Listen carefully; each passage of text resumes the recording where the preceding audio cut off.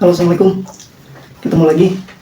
Hari ini kita bahas hasil Liga kemarin nih, sama ada preview Liga Italia di tengah pekan ini. Karena Liga Spanyol dan Liga Inggris libur untuk tengah pekan ini, mereka akan bermain lagi nanti di akhir pekan. Oke, langsung aja dulu ke hasil dari Liga Italia dulu. Di Liga Italia itu ada pertandingan Milan sama Bologna itu, Bologna ya, pertandingan Milan sama Bologna itu ditunda dan akan digelar mungkin di pertengahan November atau di bulan Desember kayaknya gitu. Jadi katanya ada cuaca yang buruk lah gitu. Ya, ke pertandingan Napoli menang 1-0 dengan Lecce itu lewat golnya si Di Lorenzo ya. Ya, sejauh ini Napoli ini belum terkalahkan sih. Mereka menang terus, dari 9 pertandingan mereka menang 8 pertandingan, sementara 1 kali kalah gitu, dan di tengah pekan ini mereka akan ketemu sama Milan ya. Terus ada Fiorentina yang menang gede itu atas AS Roma ya. AS Roma kembali dihancurkan ya. Mereka menang 5-1 gitu, tanggung-tanggung skornya. Dan ya menurut saya Roma ini sedang jelek-jeleknya tahun ini.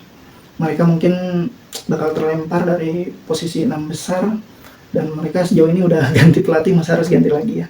Ya, Roma harus memperbaikinya lah gitu. Ya, gimana caranya ya?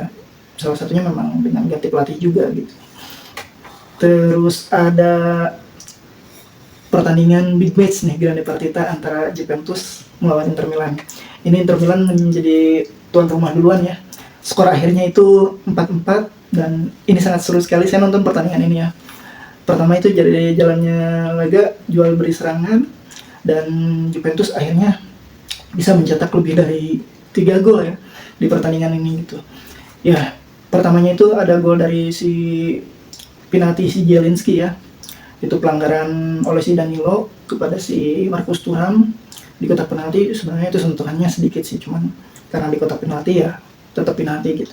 Itu Zielinski, terus disamain sama si Vlahovic ya. Itu prosesnya sangat keren tuh, proses golnya. Ada proses terjadinya gol buat Juventus ini ya cukup keren lah.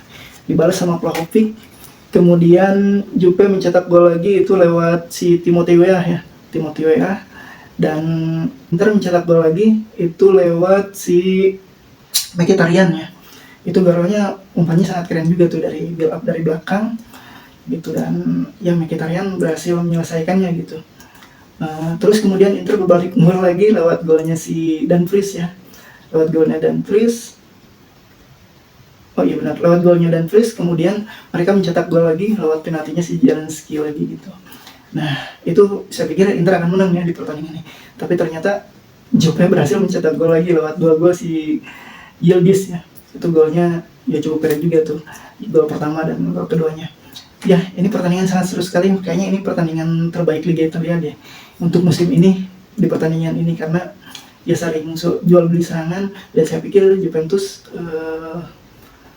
cukup efektif ya, sementara secara permainan ya cukup berimbang lah gitu. Hanya Juventus yang efektif gitu, dan mereka berhasil mencetak 4 gol juga di kandang Inter gitu. Ya, sekali lagi Inter belum menang ya melawan tim 4 besar kayaknya. Nah, nanti mereka bakal ketemu sama Napoli udah ya. Ya pokoknya Inter belum menang lah gitu. Sama Milan kalah, sama Juventus mereka ditahan imbang. Ya, pertandingan terbaik Liga Italia musim ini kayaknya, meskipun ada 2 penalti ya terjadi di pertandingan inilah. Terus kita ke Liga Inggris. Dari Liga Inggris itu ada City yang menang tipis itu lawan Soton ya. Pikir ya City susah juga tuh untuk mencetak gol. Mereka menang lewat gol Erling Haaland ya, dan mereka ini dengan 1 gol ini mereka tetap ke puncak klasemen gitu. Terus ada Chelsea yang berhasil menang lawan Newcastle. Saya nonton dulu pertandingan ini nih. Itu lumayan seru sih. Yang pertama itu Chelsea menang lewat gol Nicola Jackson ya, memanfaatkan umpannya si siapa lupa lagi saya, nomor 7 lah itu dari Chelsea. Terus dibalas sama golnya si Isak. Saya pikir Newcastle harusnya nggak kalah ya di sini kalau si Isak nggak egois lah gitu. Tapi dia egois, ada peluang emas tuh yang harusnya menurut saya itu 90% harusnya gol ya, malah digocek lagi gitu.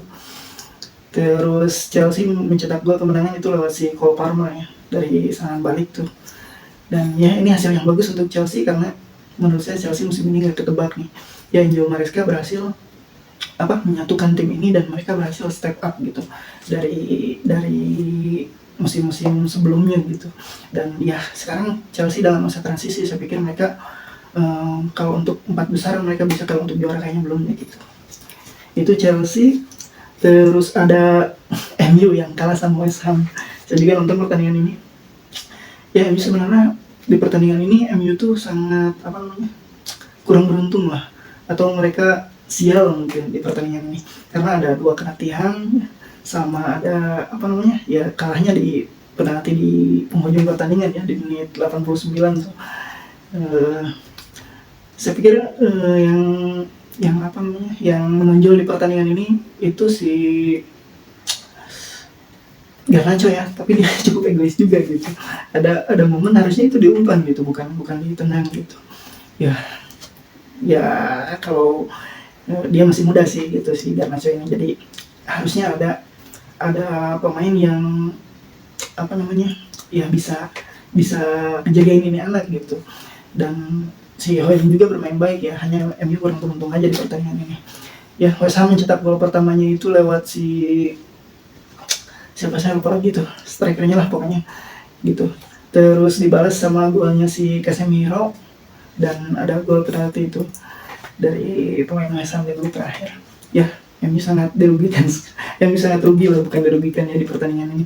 Memang sih ada statement dari si Ten Hag bahwa dia merasa udah 3 pertandingan mungkin dia dirugiin sama wasit gitu. Dan ya saya pikir MU sangat terpuruk, dan ya gimana lagi ya, kalau menurut saya harusnya si MU ganti pelatih juga sih gitu untuk musim ini, mumpung ya mungkin sampai Desember lah, kita lihat aja Ten Hag apakah bisa setelah mengembalikan performanya ke ya jadi lebih baik lah gitu. Dan Januari juga dibuka bursa transfer, mungkin mereka bisa beli beberapa pemain kekurangannya gitu. Ya itu dari MU. Sekarang MU tuh ada di posisi 15 kalau nggak salah ya. Ya sangat jelek sekali lah untuk musim ini gitu. Terus ada big match juga di pertandingan ini, yaitu Arsenal melawan Liverpool ya. Ini pertandingan sangat seru. Arsenal mencetak gol pertamanya itu lewat Bukayo Saka ya di menit ke-9, itu lewat umpan direct tuh Saka, terus dia berhasil menggocek satu back Liverpool dan akhirnya mencetak gol gitu. Terus disamain kedudukan sama headingannya si Van Dijk ya dari sepak pojok. Kemudian Arsenal mencetak gol lagi lewat tendangan bebas gitu, lewat situasi set piece-nya si Merino ya lewat gol si Merino, kemudian disamain lagi sama golnya Mohamed Salah gitu. Saya pikir jalannya laga ini cukup seru lah di pertandingan ini gitu. Dan ya kelihatan mereka kedua tim ini memang mengincar poin penuh gitu. Dan menurut saya Arsenal juga kurang beruntung sih di pertandingan ini gitu. Dan ya semoga nanti di Anfield Arsenal bisa menang lah gitu. Karena sekarang secara klasemen ini itu ada City di peringkat pertama, terus Liverpool dan Arsenal di peringkat ketiga ya. Itu paling dari Liga Inggris yang makin seru gitu. Sekarang kita ke Liga Spanyol nih. Itu ada ATM yang kalah sama Real Betis ya 1-0. Saya nonton pertandingan ini, yang jelas ATM ini ngerubah sistemnya itu jadi jelek banget. Itu terus ada yang terakhir itu dari El Clasico ya. Ada Real Madrid yang dihancurkan sama Barcelona, tertanggung-tanggung. Barca ini mencetak 4 gol tanpa balas gitu melawan Madrid di kandangnya gitu. Ya, mereka mempermalukan Madrid di kandangnya dengan pemain-pemain bintangnya dengan skor telak gitu 4-0. Itu dari jalannya laga sebenarnya di babak pertama itu Madrid cukup menciptakan beberapa peluang lah, bahkan ada beberapa peluang besar gitu yang harusnya jadi gol.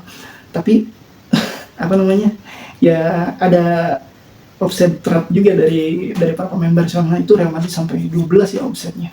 Sementara itu Barca berhasil memanfaatkan ruang antar lini gitu. Jadi mungkin udah ketebak ya pertandingan di babak pertama sama si Hansi Flick. Ancelotti ini menempatkan strategi ya mereka bermain dengan 4-4-2 gitu. Jadi ada beberapa celah kosong di ruang antar lininya, jadi udah kebaca Hansi Flick itu memasukkan Frenkie de Jong ya, di babak kedua, dan ya hasilnya itu terjadi di menit 54 ada gol Lewandowski itu lewat umpannya itu berhasil dimanfaatkan sama si Rafinha kalau nggak salah ya.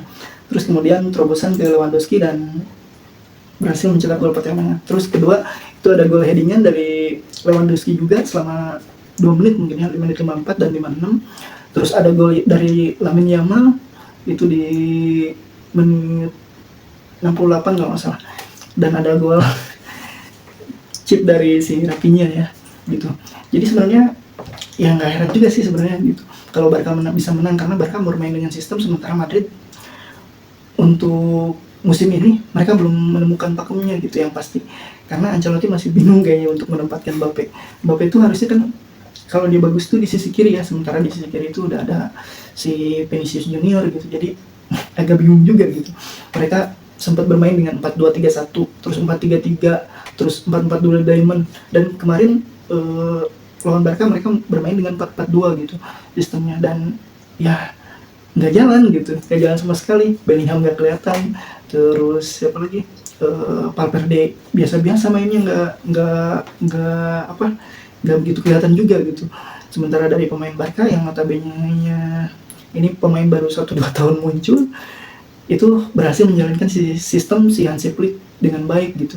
Si Paul Kubarsi itu mainnya baik, terus si Inigo Martinez itu bermain sangat baik, terus ada si Balde, ada Casado, terus Lamine Yamal, si Rafinha juga, mereka bermain baik gitu di pertandingan ini. Dan ya ini pukulan sih ini buat fans Madrid, dan ya menurut saya musim ini bakal menjadi milik Barca menurut saya gitu ya.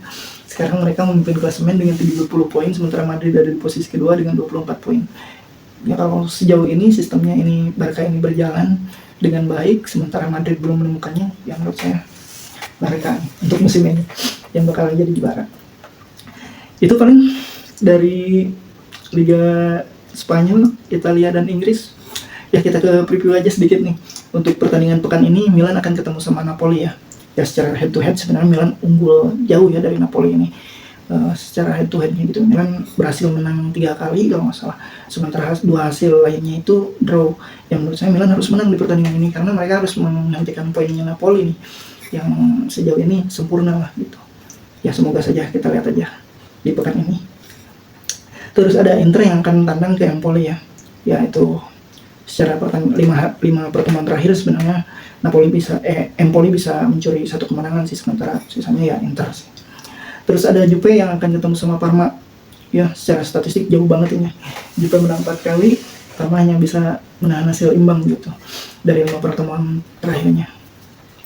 Ya semoga Juve ini para pemain potensinya keluar apabila mereka kebobolan banyak gitu.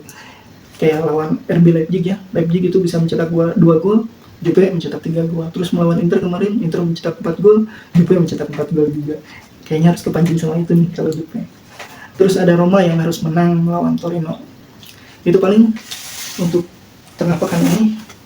Paling nantilah di hari Jumat kita prediksi lagi untuk pertandingan di akhir pekannya. Segitu saja, terima kasih sudah menonton. Assalamualaikum.